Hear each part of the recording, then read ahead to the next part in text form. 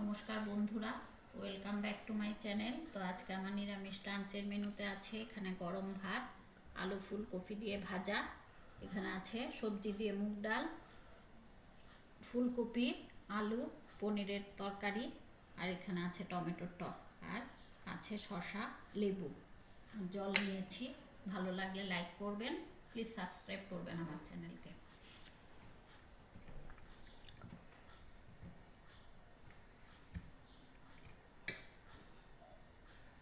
খাওয়া শুরু করি।